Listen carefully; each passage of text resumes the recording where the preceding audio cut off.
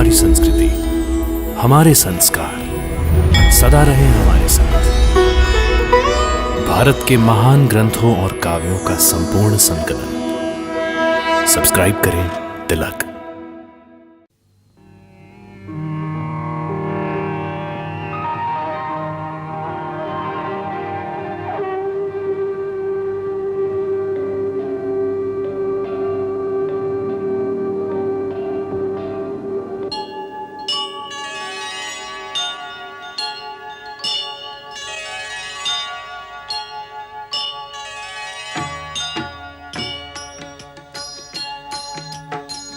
सीताराम चरित अति पावन, मधुर सरस अरु अति मन भावन।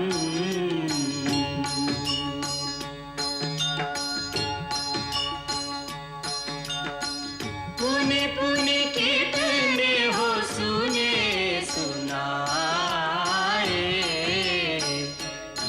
की प्यास बुझत न बुझाए।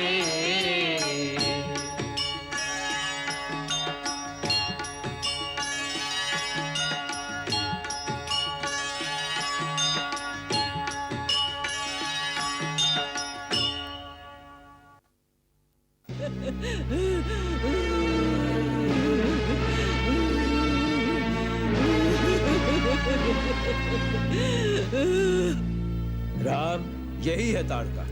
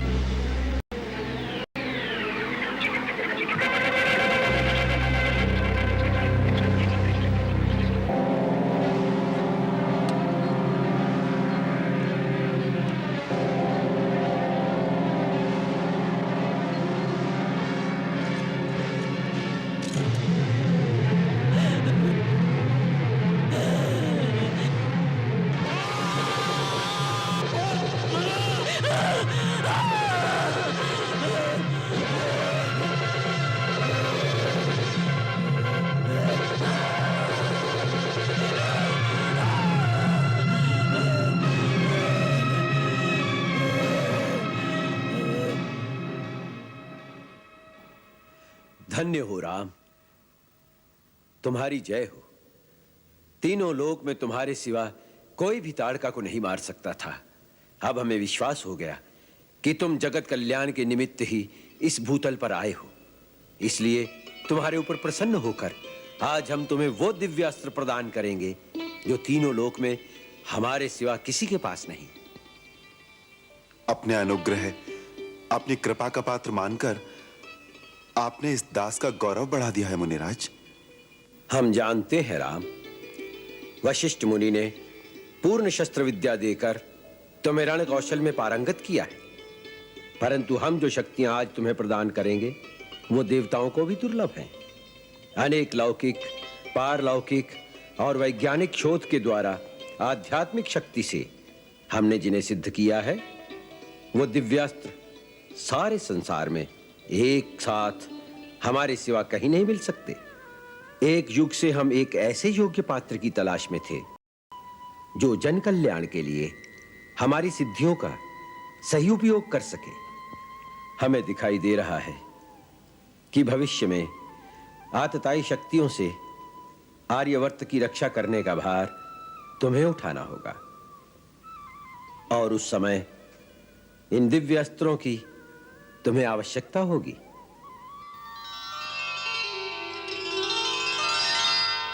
राम, क्षत्रियों के लिए शस्त्र आवश्यक है, परंतु शस्त्र धारण करने के भी कुछ नियम होते हैं। देश, समाज और किसी निर्बल प्राणी की रक्षा के लिए शस्त्र उठाना वीर पुरुषों का कर्तव्य है, धर्म है। किंतु अपने अहंकार या अपने बल का प्रदर्शन करने के लिए किसी पर वार करना, किसी पर हमला करना वीर पुरुषों का धर्म नहीं। मैं जो विद्या तुम्हें प्रदान कर रहा हूं, उसकी गुरु दक्षिणा यही होगी कि किसी निर्दोष पर उसका उपयोग नहीं करोगे, परंतु जहां पाप, अत्याचार और अन्याय देखोगे, वहां पापी और दुराचारी का संहार करने के लिए शस्त्र अवश्य उठाओगे। राम, इसकी प्रतिज्ञा करो और मेरी शक्ति का आत्मसात करो।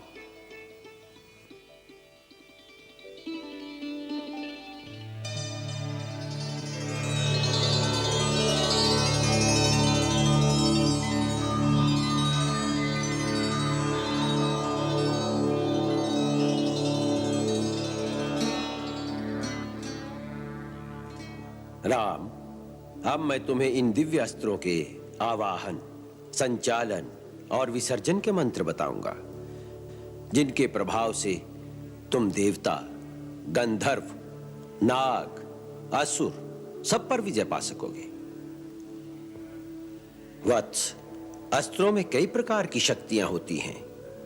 कुछ शक्तियां वैज्ञानिक अनुसंधान से पैदा होती हैं, कुछ आध्यात्मिक साधना से दिव्य लोकों से प्राप्त होती हैं, कुछ शस्त्र परमाणु शक्ति से संपुष्ट होते हैं, कुछ मन की शक्ति से चलते हैं, कुछ मंत्र शक्ति से प्रेरित हैं, और कुछ बाण वो हैं जो अपने फलक पर दिव्य शक्तियों को धारण करके चलते हैं, जैसे शिव का शूलवत नामक अस्त्र।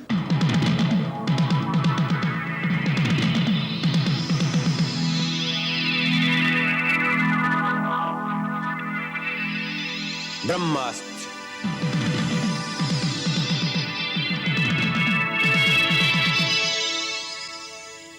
श्री नारायण अस्त्र। तब ऋषि निज नाथ ही जिय चीनी,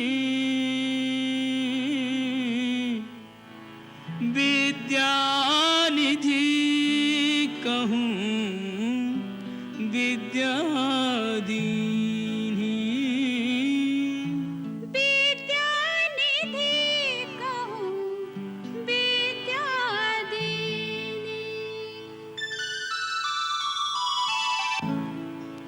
आयुध सर्व समर्पिके प्रभु निज आश्रम आने, कंद मूल फल भोजन दीन भगत हित जान। दुष्टा ताड़का का नाश करके आपने हमारे मन को यह विश्वास दिला दिया कि अब हमारे यज्ञ अनुष्ठान निर्विघ्न पूर्ण हो सकेंगे। आपकी सेवा के लिए ही तो हम अयोध्या से मुनिवर के साथ यहाँ आए हैं, और राजमहल के सुख त्याग कर एक तपस्वी के आश्रम में कंदमूल खा रहे हैं। परम पूज्य, आपके दिए हुए कंदमूल में जो अमृत भरा है, वो राजमहल के भाग्य में कहां? यही तो तुम्हारी विनम्रता है। तुम्हारी जय होगी राम।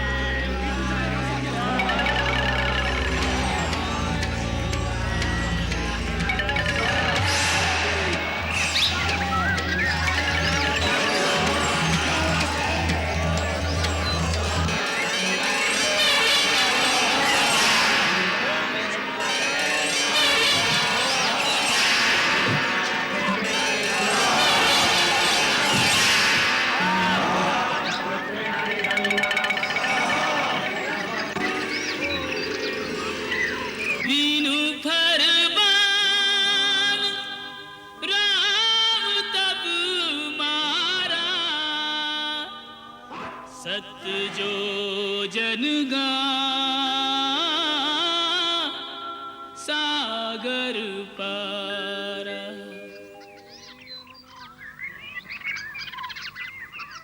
दशरथ नंदन, सुबाहु और मारीच का संहार करके तुमने हमारे सिद्ध आश्रम को निर्भय निष्कंटक कर दिया। तपस्वी मुनिजनों की ओर से हम तुम दोनों भाइयों का अभिनंदन करते हैं। गुरुजनों का अभिनंदन नहीं, आशीर्वाद मिलना चाहिए। गुरुदेव, आपसे मिले ज्ञान और अस्त्र शस्त्रों की शक्ति से ही हम उन दुष्ट निशाचरों का नाश कर सके। यही तुम्हारी महानता है राम। सब कुछ करते हो, पर कर्ता का अहंकार तुम में नहीं आता। तुम्हारी सदा जय हो। महामहिम के चरणों में सादर प्रणाम। कल्याणमस्तु। गुरुदेव, मिथिलेश्वर महाराज जनक के एक विशेष सामंत कुछ शुभ संदेश लेकर आपकी सेवा में आए हैं। दर्शन की आज्ञा चाहते हैं। उन महानुभाव को अतिथि कक्ष में ले जाओ, उनका सत्कार करो।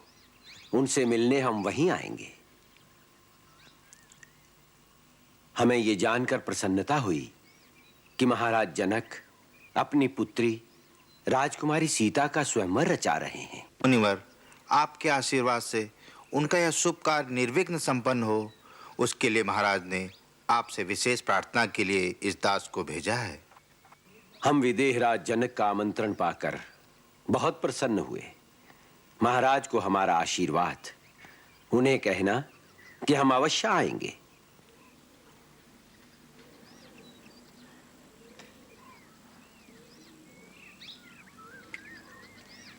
भैया, गुरुदेव आ रहे हैं। गुरुदेव, प्रणाम गुरुदेव। पधारिए। बैठो वत्स।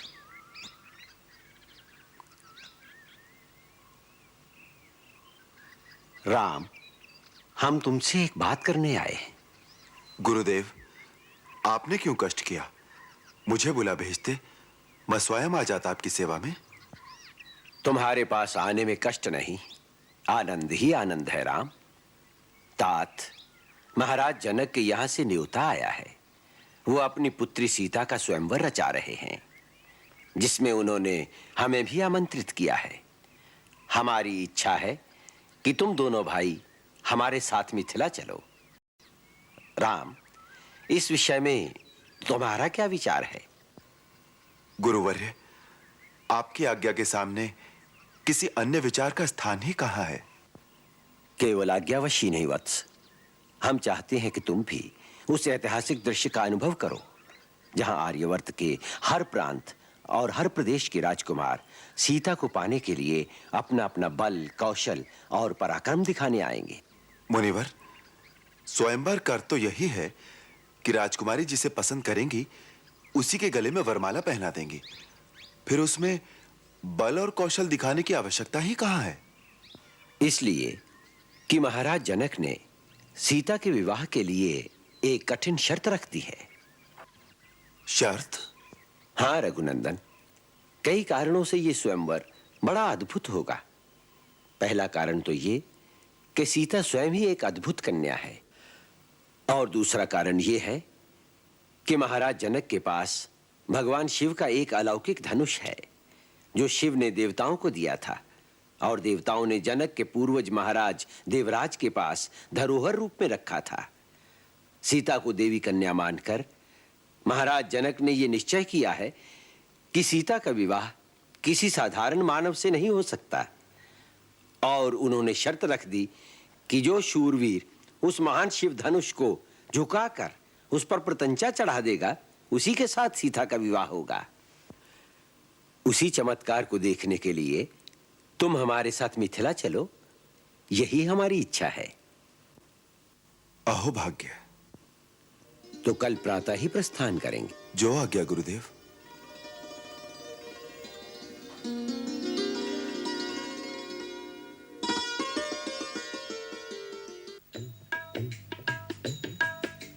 चले राम लक्ष्मण मुनि संगा, चले राम लक्ष्मण मुनि संगा गए जहाँ जग पावनी गंगा, गए जहाँ जग पावनी गंगा,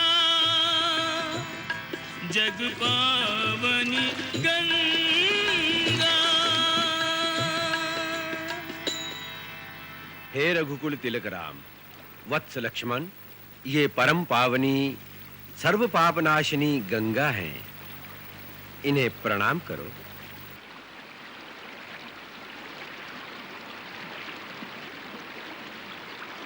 वत्स राम, पवित्र गंगा नदी का पुष्पों से पूजन करो। वत्स लक्ष्मण, तुम भी पुष्प लो, तुम भी पूजन करो।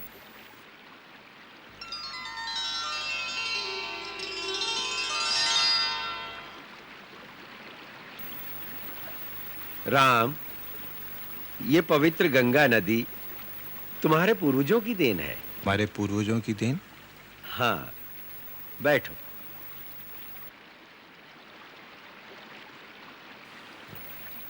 राम, तुम्हारे उज्जवल कुल की कथा सुनाता हूं। वत्स, प्रतापी इक्ष्वाकु वंश में एक धर्मात्मा राजा सगर हुए हैं।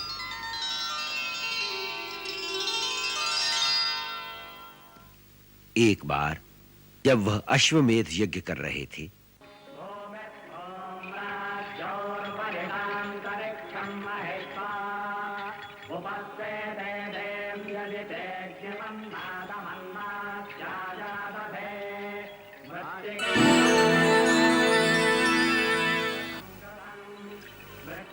इंद्र उनसे ईर्ष्या करता था, इसलिए उनके यज्ञ का घोड़ा चुराकर पाताल लोक में ले गया। वहां उसने वो घोड़ा कपिल मुनि के आश्रम में छोड़ दिया। महाराज सगर के सारे पुत्र घोड़े की तलाश में पाताल लोक तक जा पहुंचे। उन्होंने कपिल के आश्रम में घोड़े को देखकर महात्मा कपिल का अपमान किया। उनके दुर्व्यवहार से कुपित होकर महर्षि कपिल ने सगर के पुत्रों को शाप देकर भस्म कर दिया। फिर उनका उद्धार करने के लिए गंगा को स्वर्ग से धरती पर लाना आवश्यक हो गया, परंतु यह काम बहुत कठिन था। महाराज सगर, उनके बाद महाराज अंशुमान, उनके पुत्र महाराज दिलीप ये काम न कर सके। फिर दिलीप के पुत्र महाराज भगीरथ ने यह निश्चय किया कि वो गंगा जी को धरती पर लाकर अपने पितरों का उद्धार करेंगे। उन्होंने गंगा जी को धरती पर लाने के लिए घोर तपस्या की।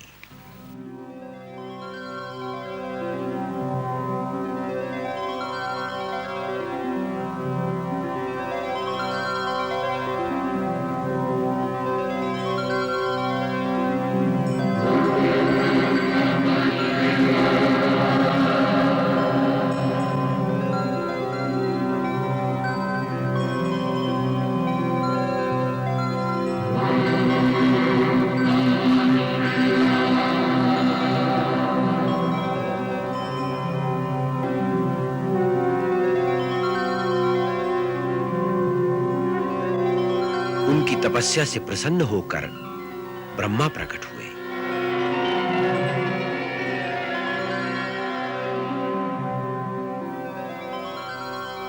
और उन्होंने गंगा को धरती पर लाने का वरदान भगीरथ को दिया।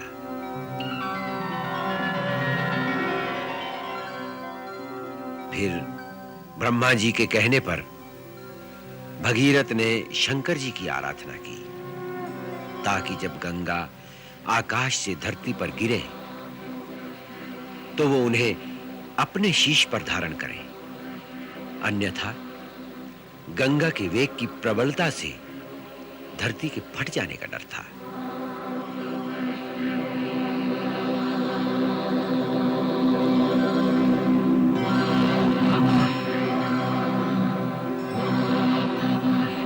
भगीरथ ने फिर घोर तपस्या की और भगवान शिव को प्रसन्न कर लिया।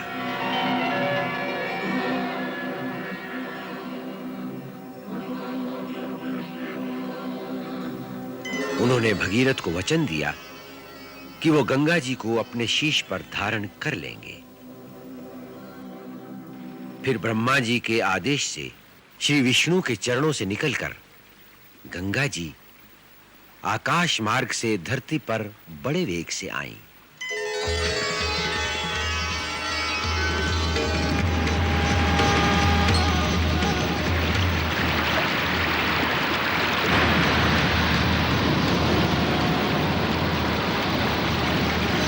भगवान शिव ने उन्हें अपनी जटाओं में समेट लिया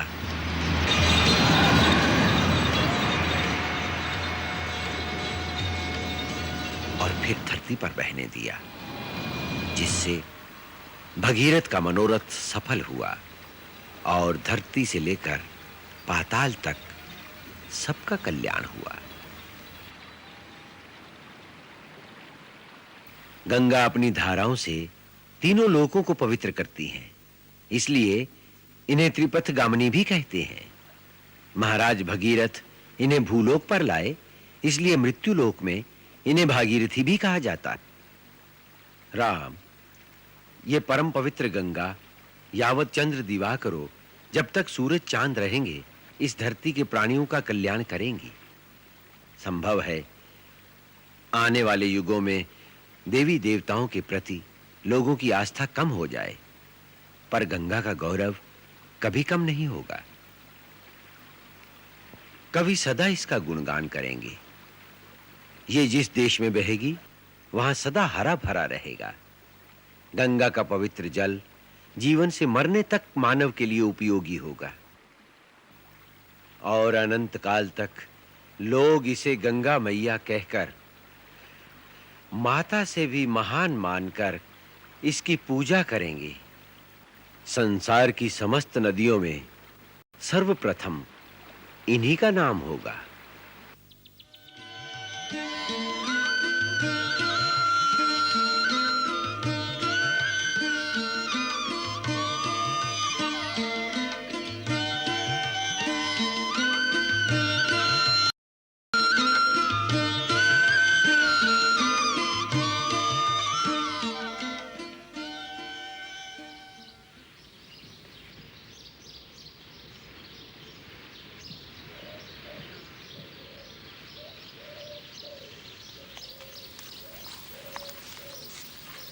गुरुदेव, यह आश्रम बड़ा विचित्र लग रहा है। न ही पूरी तरह उजड़ा हुआ और न ही पूरी तरह बसा हुआ।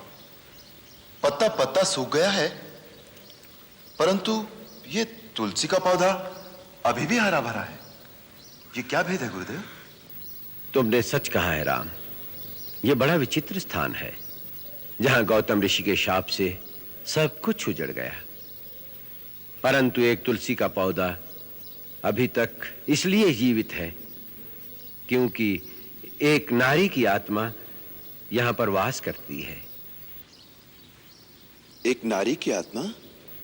हां, एक अभागन नारी, जिसके साथ एक पुरुष ने छल किया और दूसरे ने उसको दंड दिया।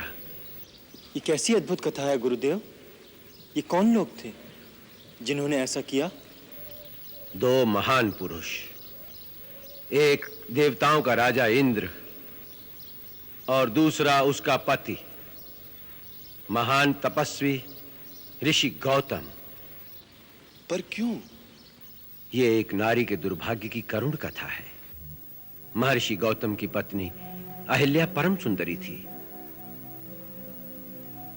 जिसके कारण देवराज इंद्र उस पर आसक्त हो गया।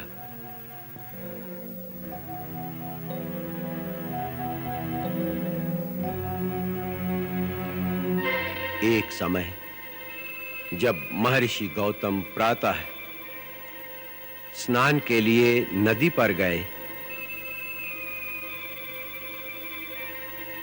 तो इंद्र ने अवसर देखा और अवसर का लाभ उठाने की ठानी। उसने गौतम का रूप धारण कर लिया। गौतम का रूप धारण करने के पश्चात अहिल्या से समागम के लिए वो दबे पांव चुपके चुपके अहिल्या की कुटिया की ओर चल पड़ा। छिपते छिपाते वो अहिल्या की कुटिया में प्रवेश कर गया।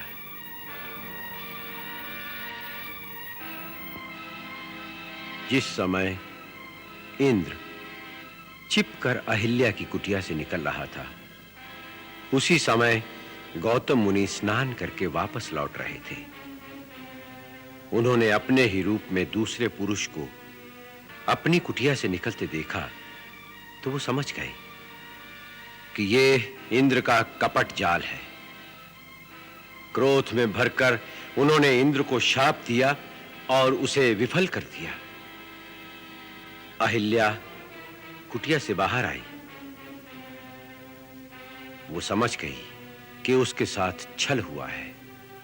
वो रोती हुई पति के चरणों में गिर गई, परंतु क्रोध में भरे गौतम मुनि ने आवेश में आकर अपनी पत्नी को भी शाप दे दिया और वो उसी क्षण पत्थर की शिला बन गई।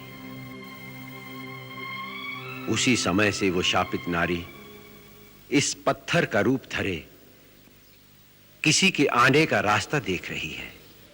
किसका रास्ता देख रही है गुरुदेव? जो गिरे हुओं को उठा सके। राम, किसी पर दोष लगाकर दंड देना तो सभी को आता है, परंतु वो पतित पावन जो किसी गिरे हुए को उठा सके विरला ही होता है। ऐसे महामानव के चरणों को छूने से सारे पाप नष्ट हो जाते हैं। इसलिए इस शिला को अपने पवित्र चरणों से स्पर्श करके एक अभागन का उद्धार करो राम।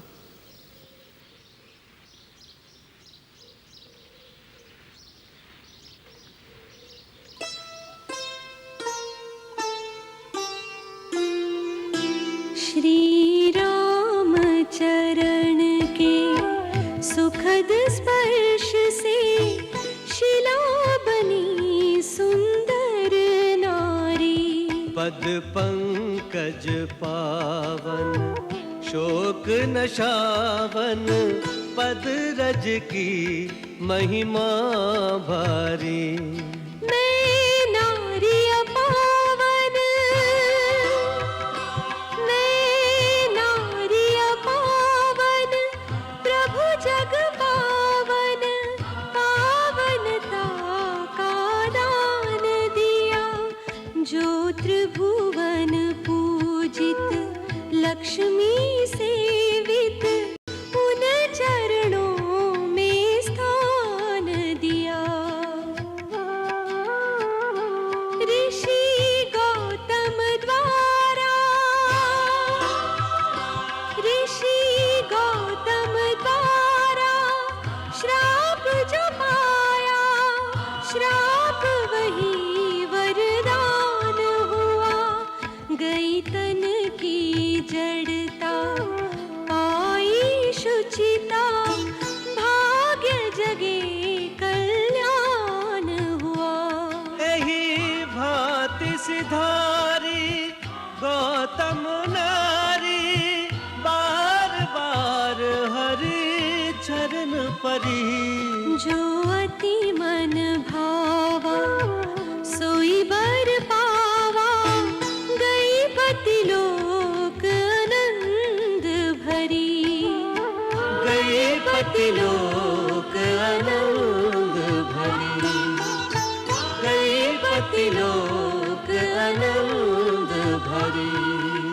राम हरि जय राम हरि, राम हरि जय राम हरि, राम हरि जय राम हरि, राम हरि जय राम हरि, राम हरि जय राम हरि, राम हरि जय राम हरि, राम हरि।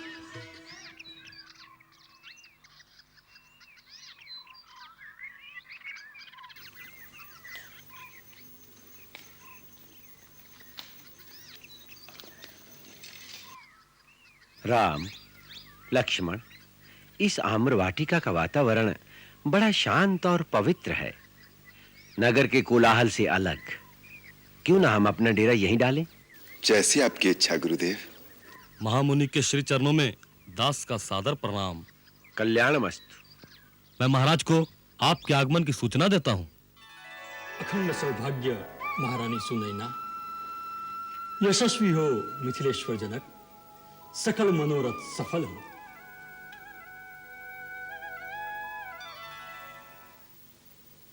गुरुदेव, आपकी कृपा बनी रहे, इसी में हमारा कल्याण है। राजकुमारी सीता नहीं आई अभी तक? आती होंगी।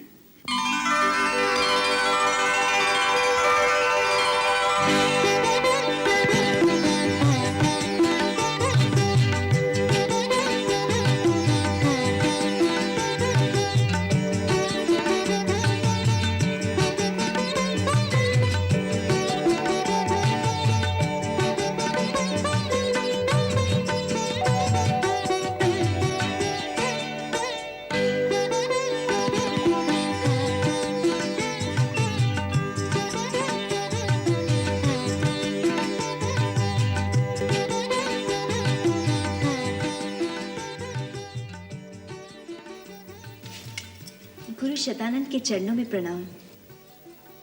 तुम्हारी मनोकामना पूर्ण हो बेटी।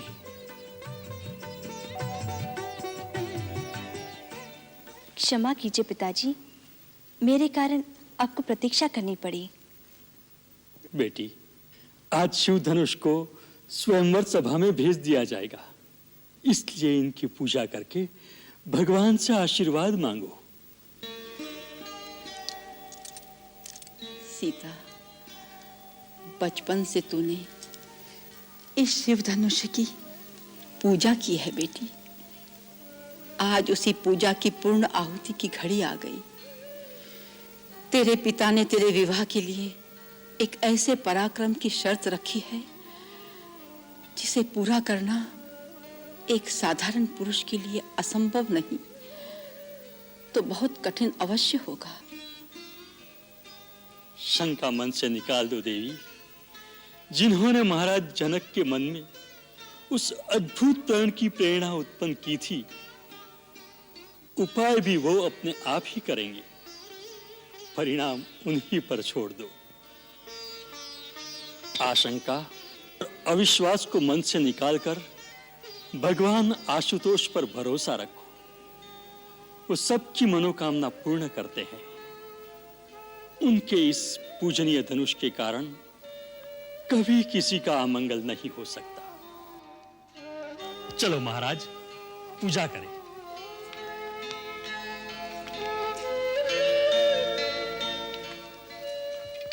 लो बेटी सीता, मन लगाकर पूजा करो।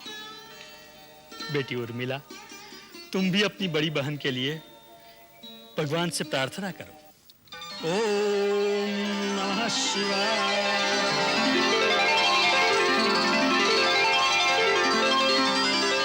ओम त्र्यंबकं यजामहे सुगंधिं पुष्टिवर्धनम् उर्वारुकमिव बन्धनान् मृत्योर्मुक्ष्यमामृता। मंगल भवन अमंगल हारी, प्रभु सुदशरथ अजिर बिहारी।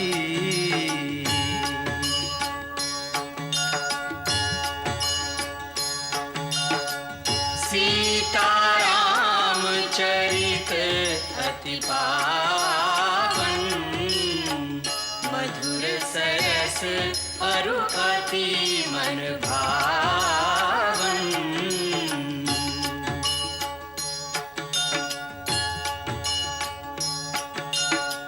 पुनि पुनि कितने हो सुने सुनाए, हिय की प्यास बुझत न बुझाए।